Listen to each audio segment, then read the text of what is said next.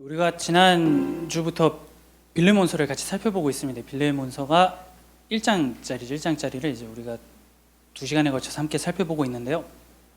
지난주에 같이 나누었던 빌레몬서의 내용을 잠깐 복습을 하자면, 그 당시에 노예가 어떤 대우를 받았는지 다시 한번 생각을 해보시면 됩니다. 살아있는 물건이죠. 이런 펜이 망가지면 우리는 삽니다.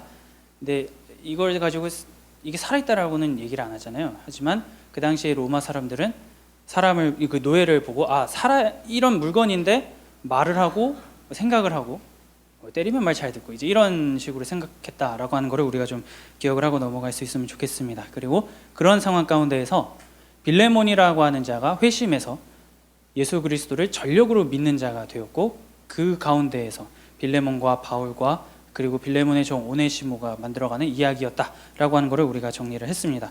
그리고 박해가 굉장히 심한 상황이었지만 빌레몬이 끝까지 포기하지 않고 자기 집을 다 열고 성도들이 함께 예배를 드릴 수 있도록 모이게 하도록 했기 때문에, 빌레몬의 그 선행을 통해서, 그 하나님을 믿고자 하는 그 행동을 통해서 많은 사람들이 위로와 평안을 얻었고, 생기가 막 마음속에 죽어가고 불안하던 그 마음이 다 사라지고 활력이 있게 되었다라고 하는 것을 우리가 보게 되었죠. 그러면 이 편지가 딱 여기까지만 읽어보면 뭔가 이렇게 빌레몬이라고 하는 사람이 너무 잘 행동을 해가지고 단순히 칭찬을 하고자 하는 건가 라고 하는 생각을 우리가 좀 해보게 되는데, 이제 문제는 지금부터 시작이 됩니다. 본론이 시작이 되는데요. 빌레몬에게는 오네시모라고 하는 종이 있었습니다. 그런데 이 종이 예수님을 믿지 않았던 것 같아요. 그러니까 주인은 회심해가지고 예수를 믿는데 종이 예수를 안 믿는 겁니다. 이게 말이 안 되거든요. 그렇기 때문에 이 오네시모라고 하는 종이 나중에 빌레몬이 회심한 다음에 나중에 노예시장이나 이런 걸 통해서 샀던가, 아니면 빌레몬의 이 노예들이 좀 있었으니까 그 노예 중에 누군가가 출산을 한 자식이었을 것이다 라고 보고 있습니다. 주인이 나 오늘부터 예수 믿을 거야 라고 하는데 종이 싫은데요? 하면은 주인한테 굉장히 큰일 나겠죠. 그렇기 때문에 이 오네시모라고 하는 종은 그러한 좀 빌레몬이 회심한 이후에 나타나게 되었을 것이다 라고 하는 걸로 봅니다. 그런데 이 종이 잘 있다가 빌레몬의 뒤통수를 아주 세게 후려치고 도망을 갑니다. 빌레몬과 뭔가 모종의 문제가 생겼어서 이 주인의 재산을 가지고 도망가 버려요.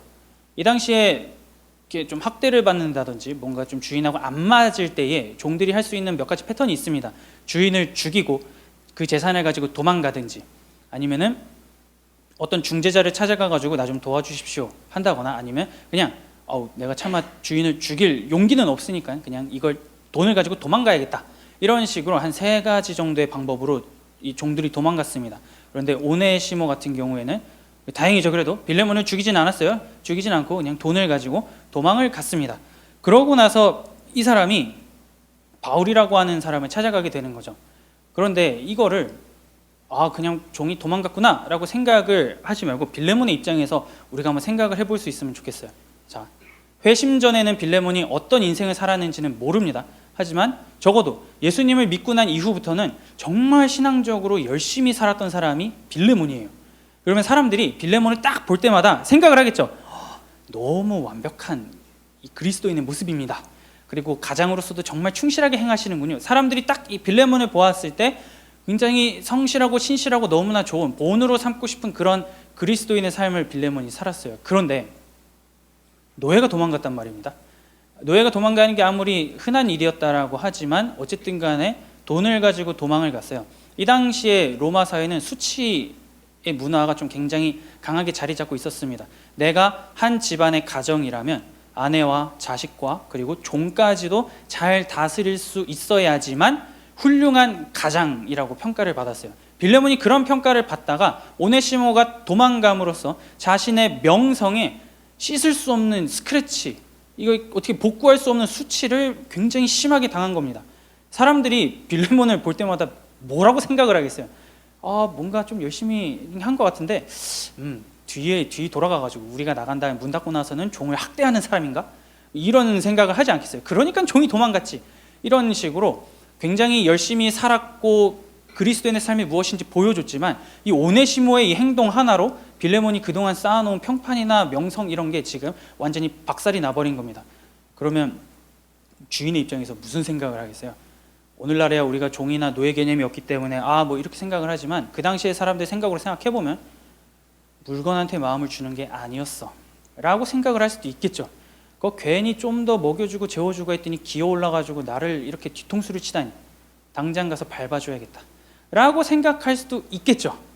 오네시모가 그걸 또 몰랐을 것도 아닙니다. 그런데도 불구하고 지금 가지고 도망을 간 거예요. 그러다 보니 바울이 이 오네시모가 딱 자기한테 찾아온 걸 본 순간 큰일 났다. 큰일 났다. 이 빌레몬의 종이 지금 굉장히 큰 사고를 치고 돌아왔는데 이거 어떻게 수습해야 될까 하다 보니까 일단은 처음에 얘기할 때는 빌레몬의 이 선행과 행동을 많이 칭찬을 하는 거죠. 빌레몬이요, 그렇게 열심히 예배를 위해서 주를 위해 선신해 주시니 감사합니다 하는 겁니다.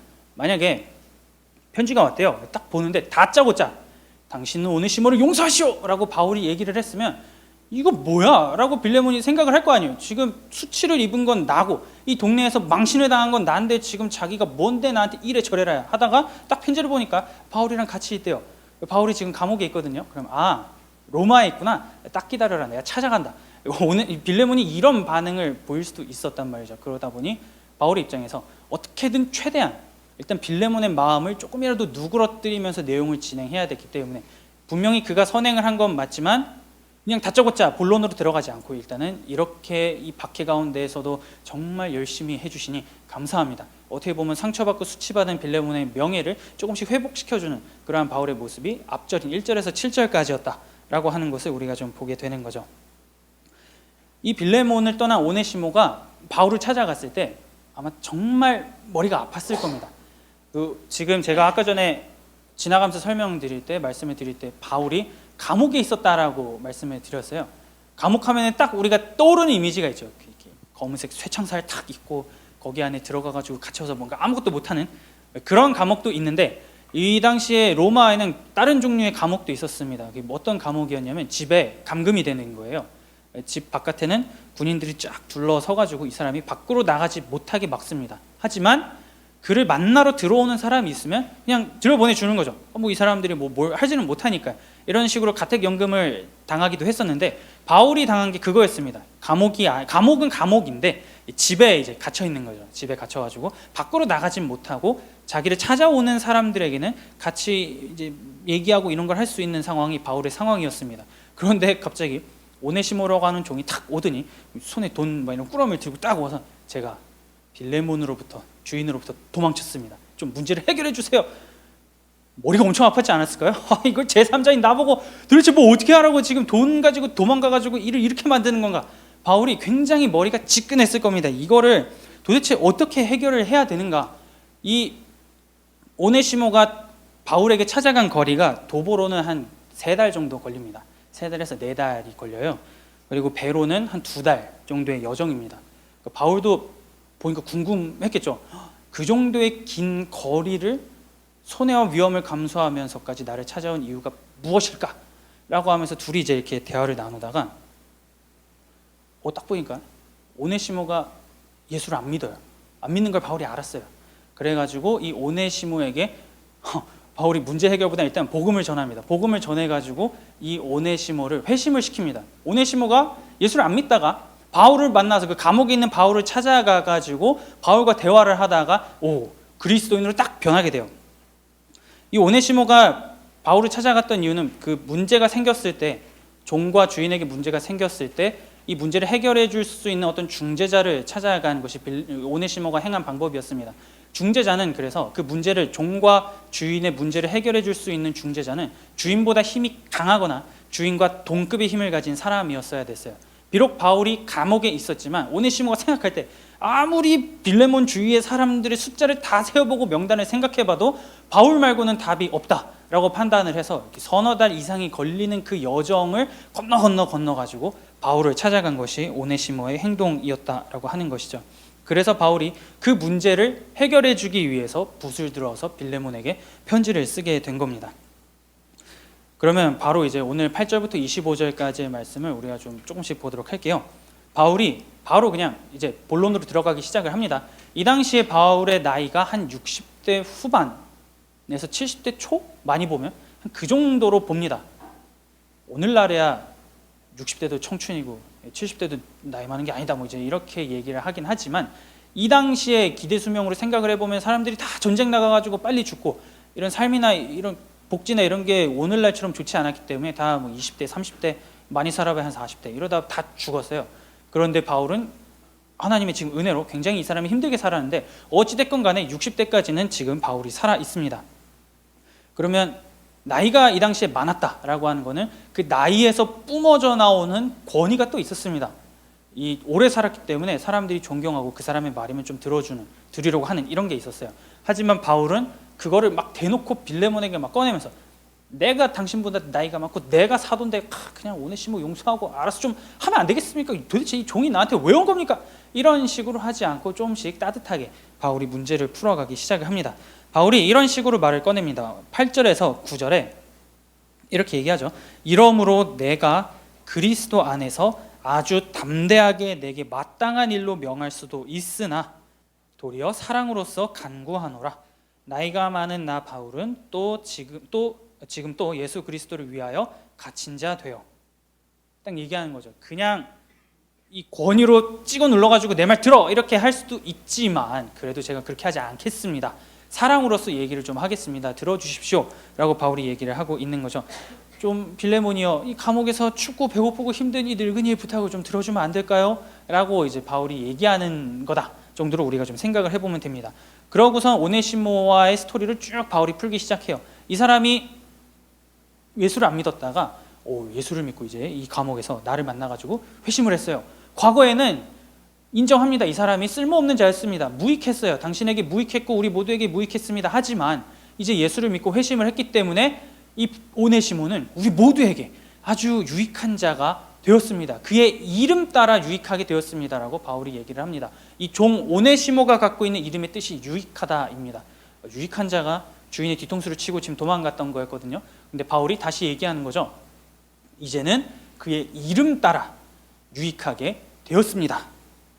그렇게 말을 합니다. 그리고선 이 오네시모를 표현할 때 갇힌 중에 낳은 아들이다 라고 표현을 해요.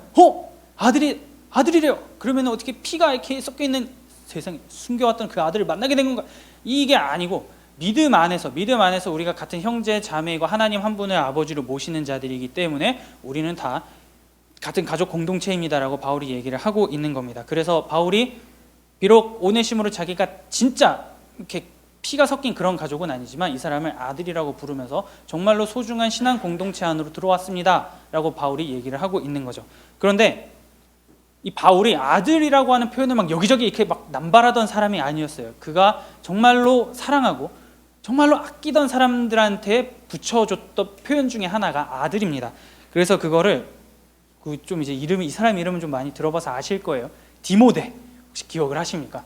저기 빌립보서나 데살로니가서에 조금씩 나왔던 사람이죠. 바울을 위해서 목숨을 바치고 어떻게 해서든지 바울을 위해서 도우려고 했던 그 사람. 그를 향해서 바울은 아들이라고 부릅니다. 그리고 동시에 이 사람의 이름은 조금 처음 들어봤을 수도 있는데 디도라고 하는 사람도 있습니다. 성경에 디도서도 있는데요. 이 디도한테도 아들이다 라고 바울이 얘기를 붙여줘요. 그러면 그 정도로 열심히 자기를 위해서 힘쓰고 애썼던 정말 아끼는 사람들에게 아들이라고 바울이 칭했는데 지금 이 오네시모를 향해서 바울이 아들 오네시모라고 얘기를 하는 겁니다. 그 정도로 이제 우리 신앙 공동체 안에서 굉장히 소중한 사람이 되었습니다. 우리의 가족입니다 라고 바울이 얘기를 하고 있는 것을 우리가 이 표현을 통해서 보게 되는 거죠. 이 사람의 회심이 어떻게든 지금의 이 상황을 모면하기 위해서 그냥 거짓으로 하는 것이 아니고 정말 복음 가운데 있기로 결심한 자가 되었습니다 라고 바울이 얘기를 하고 있는 겁니다.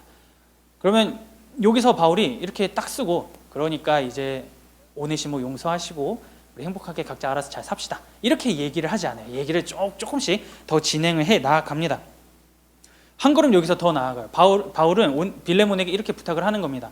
당신이 믿음의 교제를 이루어가면서 그 박해 가운데에서도 평안과 사랑과 믿음을 잃지 않았던 그 교제 안에 오네시모도 넣어주십시오 라고 바울이 부탁을 하는 겁니다. 굉장히 있을 수도 없고 사회상을 뒤흔들고 사람에게 부탁하기 굉장히 어려운 거를 지금 요청을 하고 있는 거예요.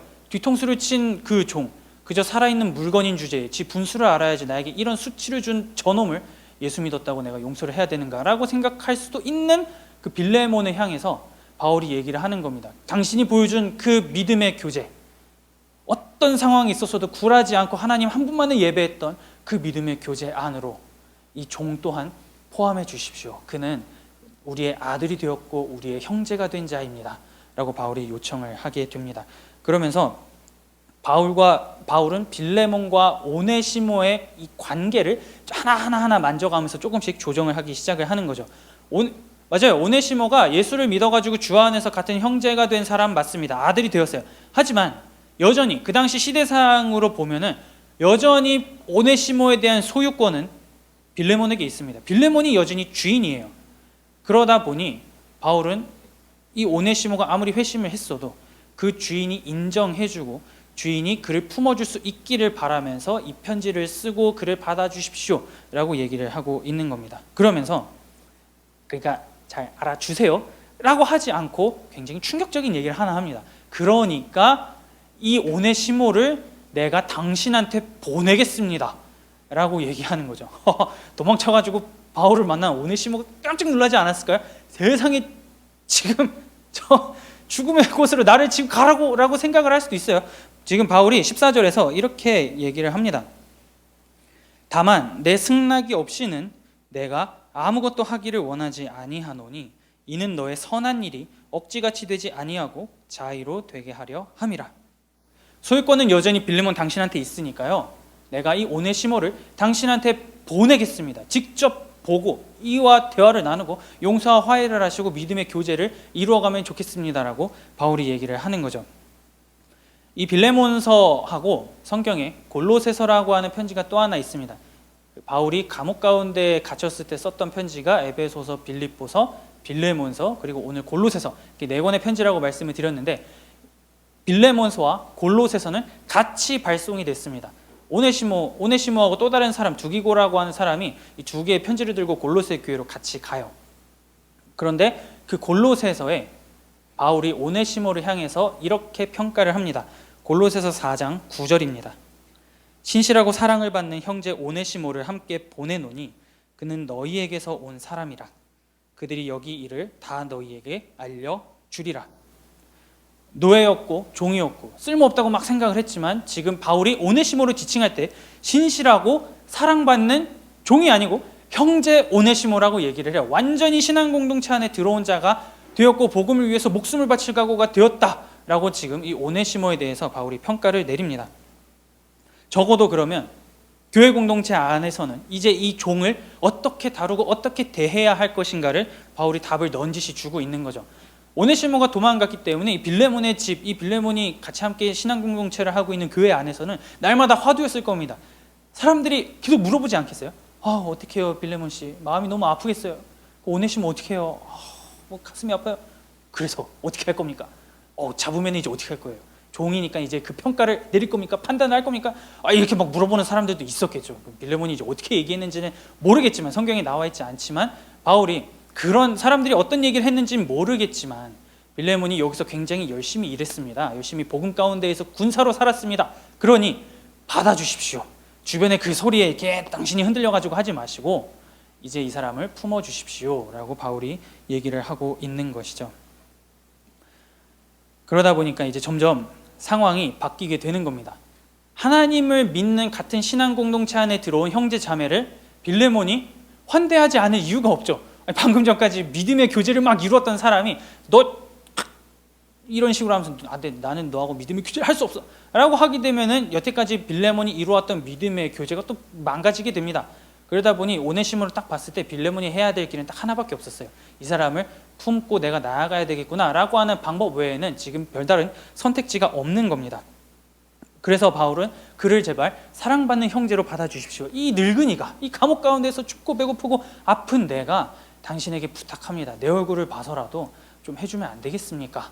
라고 얘기를 하고 있는 거죠. 그래서 그냥 그렇다고 해가지고 마냥 용서해 라고 하지 않고 바울이 또 뭐 하나를 얘기하냐면 오네시모가 빌레몬 당신에게 큰 손해를 끼친 거 내가 압니다.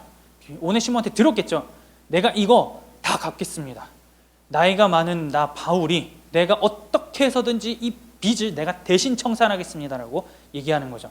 바울은 사역을 하면서 쭉 돌아다니면서 이 사람은 스스로 자기가 일해가지고 자급자족을 하는 거를 선호했던 사람이었어요. 그러면 빌레몬도 당연히 그거 알았을 겁니다.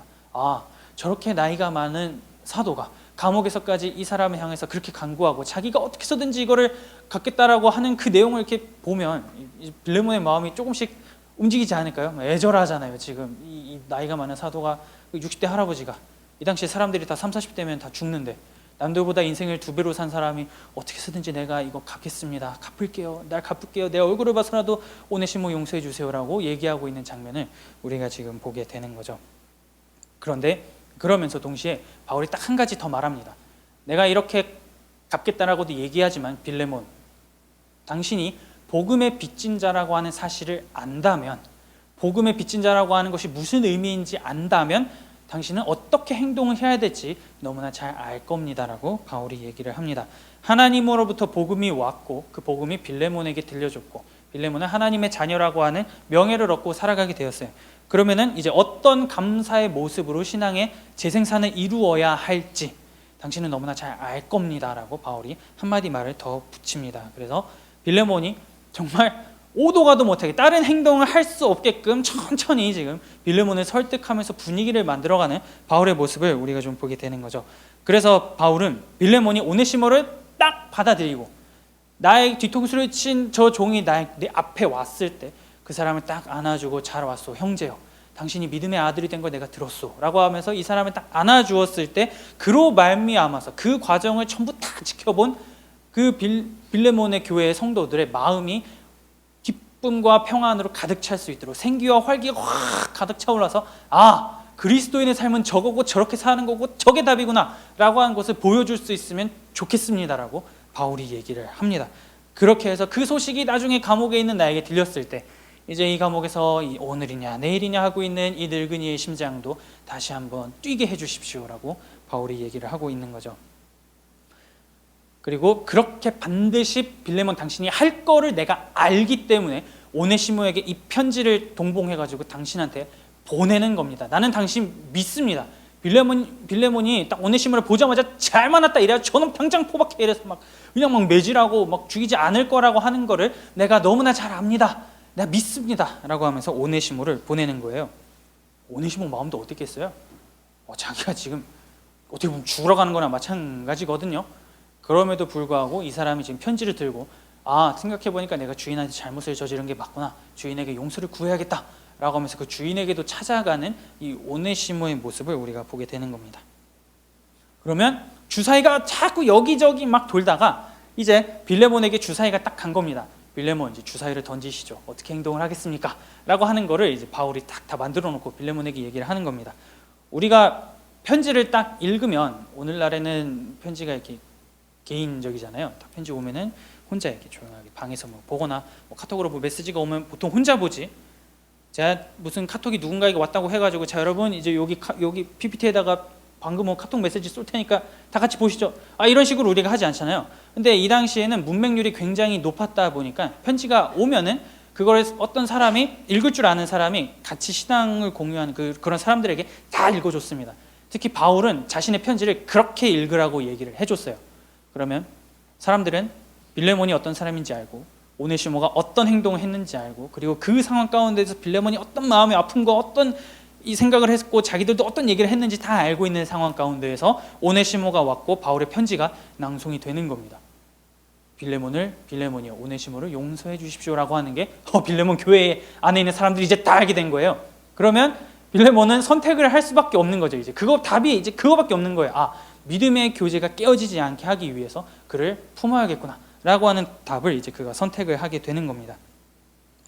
그러다 보니까 이게 지금 우리가 그냥 드라마 바이블로 이렇게 딱 본 거지만 그 당시의 상황으로는 굉장히 지금 묘한 겁니다. 여기가 빌레몬의 교회라고 치면은 지금 여러분들이 다 함께 예배드리는 성도고 여기 오네시모가 온 거예요. 오네시모가 오고 제가 편지를 막 읽어주는 겁니다. 오네시모가 이렇게 행동했고 회심했고 용서하십시오, 품어주십시오, 믿음의 교제를 해주십시오.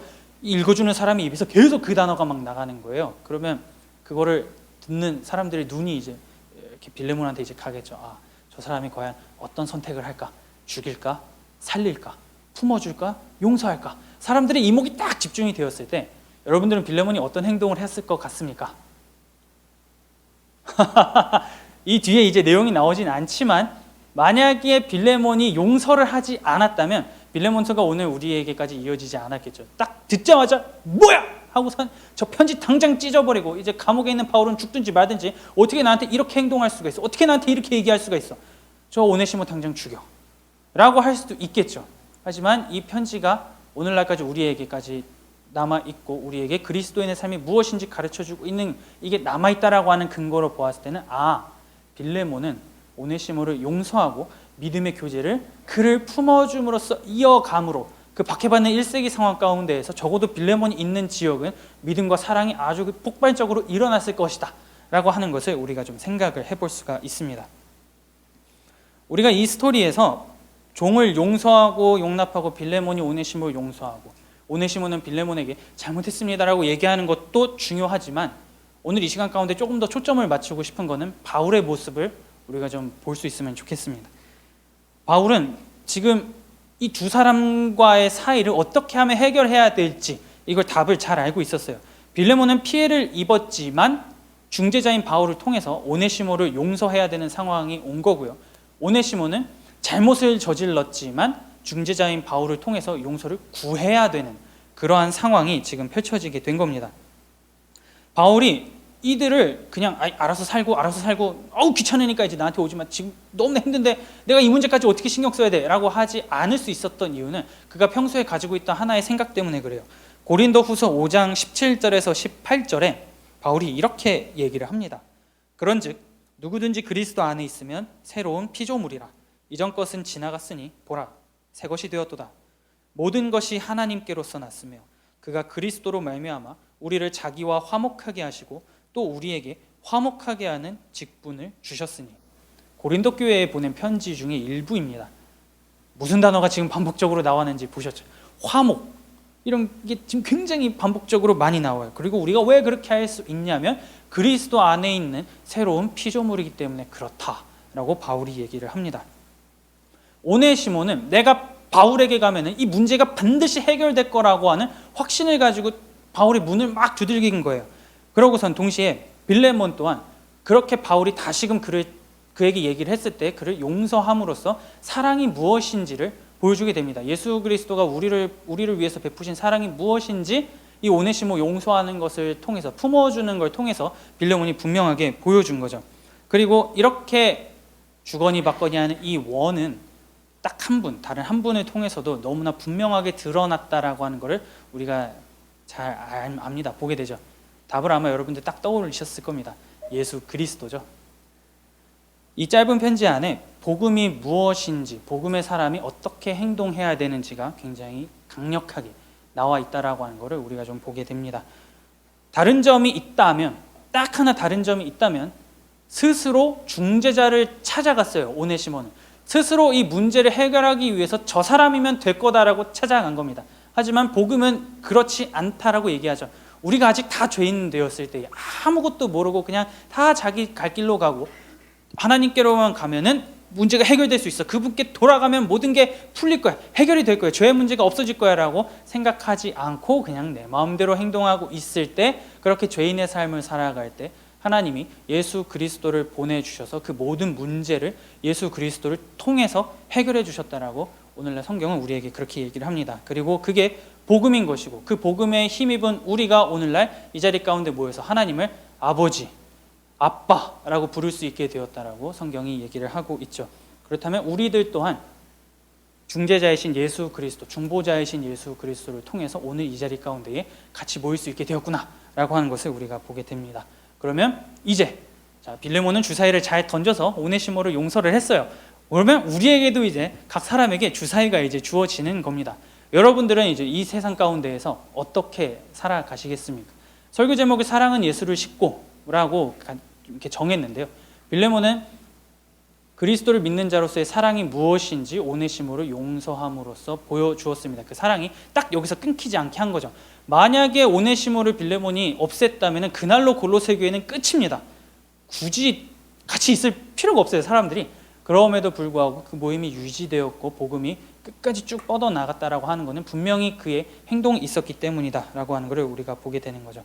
우리 또한 우리가 이렇게 살아갈 수 있는 그 힘, 하나님을 예배할 수 있는 것이 그냥 내가 찾은 거야가 아니고 먼저 예수 그리스도께서 우리를 위해서 그 능력을 베풀어 주셨기 때문에, 우리를 구원해 주셨기 때문에 우리가 하나님을 찾게 되었구나, 그리고 이 자리 가운데 와서 예배를 드리게 되는구나 라고 하는 것을 우리가 좀 기억을 할 수 있으면 좋겠습니다. 그러면 우리의 뭔가 그 사랑, 우리의 이 믿음의 교제 안에서, 물론 지금 당장은 힘들죠. 하지만 빌레몬이 오네시모를 용서하고 품어준 것, 그리고 믿음의 교제가 끊이지 않게 어떻게 해서든지 이루어가게 하고자 했던 그 치열한 노력이 우리들의 삶 가운데에서 자그맣게라도 하나하나씩 나와야 된다라고 하는 것을 오늘 우리가 이 빌레몬서를 통해서 보게 됩니다.